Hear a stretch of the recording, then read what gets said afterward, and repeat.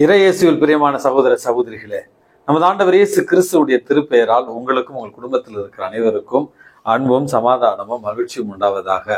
அன்புமிக்கவர்களே, ஜூலை மாதம் 4ஆம் தேதி தாயாம் திரு அவை போர்ச்சுகல் தேசத்தினுடைய புனித எலிசபெத் என்பவருடைய நினைவு நாளை தான் கொண்டாடுகிறது.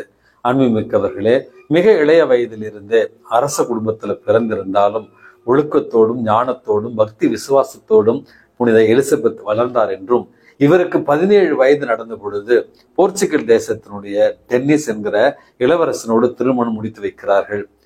டென்னிஸ் ஒரு உலகப்போக்கான ஒரு வாழ்க்கையை வாழ்ந்து கொண்டிருக்கிறார்.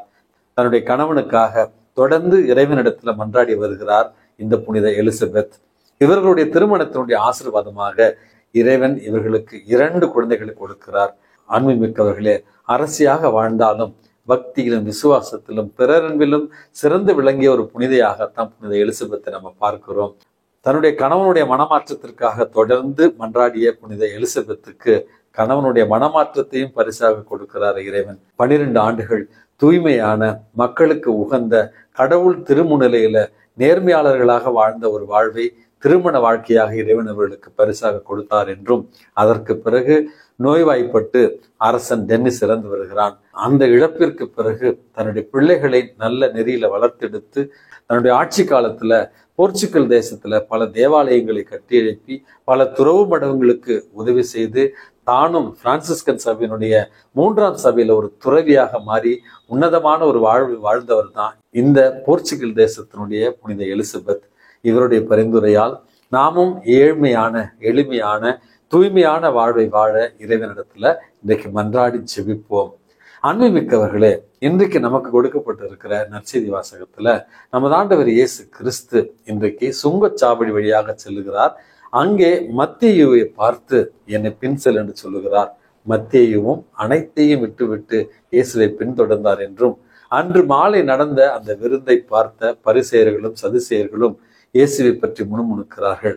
இவர் பாவிகளோடும் வரி தண்டுபவர்களோடும் உணவருந்துகிறாரே அப்படி என்று. அதற்குத்தான் இன்றைக்கு நமது ஆண்டவர் இயேசு கிறிஸ்து அற்புதமான ஆறுதல் வார்த்தைகளை உங்களுக்கும் எனக்கும் தருகிறார்.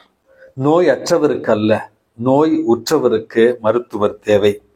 பலியை அல்ல, இரக்கத்தையே நான் விரும்புகிறேன் என்று நீங்கள் போய் கற்றுக்கொள்ளுங்கள் அப்படி என்று சொல்லிவிட்டு, நேர்மையாளர்கள் அல்ல பாவிகளையே அழைக்க வந்திருக்கிறேன் என்கிற அழகான ஆறுதலான வார்த்தைகளை தான் நமது ஆண்டவர் இயேசு கிறிஸ்து இன்றைக்கு நமக்கு தருகிறார்.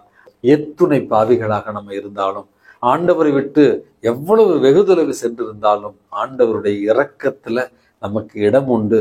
இரக்கமே உருவாக இருக்கிற நமது ஆண்டவர் நம்மை பார்ப்பார், நம் மீது கருணை கொள்வார், நம் மீது இரக்கம் வைப்பார், நம்மை அவரிடத்துல அழைப்பார் என்கிற இந்த ஆறுதல் செய்திகளை பெற்று வாழ இறைவன் நமக்கு அழைப்பு விடுக்கிறார். கல்வாரி பலியில கடைசி நேரத்துல நல்ல கள்வன் ஒருவனுக்கு மீட்பை கொடுத்த நமது ஆண்டவர் இயேசு கிறிஸ்து நமக்கும் மீட்பை கொடுக்க காத்திருக்கிறார்.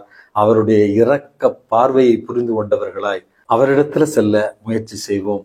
2வது ஒரு பாடமாக அனுபவித்தவர்களே, இறைவனுடைய இரக்கத்தை அனுபவித்த நாம் நம்முடைய வாழ்க்கையில நம்முடைய வாழ்வாலும் வார்த்தையாலும் இரக்கத்தை பிரதிபலிக்கத்தான் இறைவன் அழைப்பு விடுக்கிறார்.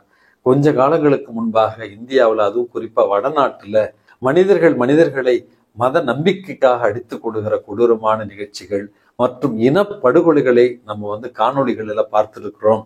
ஆனால் தமிழ்நாட்டில் நம்ம சொல்லுவோம், தமிழகம் என்பது ஆன்மீக பூமி என்று ஒரு சிலரும், தமிழகம் என்பது பெரியாருடைய பூமி, சமத்துவம் சகோதரத்துவம் சமூக நீதி நிறைந்த ஒரு பூமி என்றும் தமிழகத்துல மார்தட்டி கொள்வோம். ஆனால் அந்த 2-3 நாட்களுக்கு முன் நடந்தேறிய லாக்அப் டெத் என்று சொல்லப்படுகிற சிறை கைதியாக கொலை செய்யப்பட்டிருக்கிற ஒருவருடைய மரணம் தமிழகத்தின் ஆன்மாவை உலுக்கி இருக்கிறது. அன்புமிக்கவர்களே, இந்த ஒரு துன்பியல் நிகழ்வு நடந்த இந்த ஒரு சூழல்ல ஒருவர் மீது பழி போட்டு கொண்டு அரசியலாக்குவதை தவிர்த்து நம்முடைய இதயங்களில் இரக்கம் இருக்கிறதா? காவலர்களாக இருந்தாலும் அல்லது கன்னியர்களாக இருந்தாலும் துறவிகளாக இருந்தாலும் பொதுநிலையினராக நம்ம இருந்தாலும் இரக்கம் கொண்டவர்களாக இருக்கிறோமா? மனிதர்களை நம்முடைய சகோதர சகோதரிகளாக பார்க்க கற்றுக்கொண்டிருக்கிறோமா?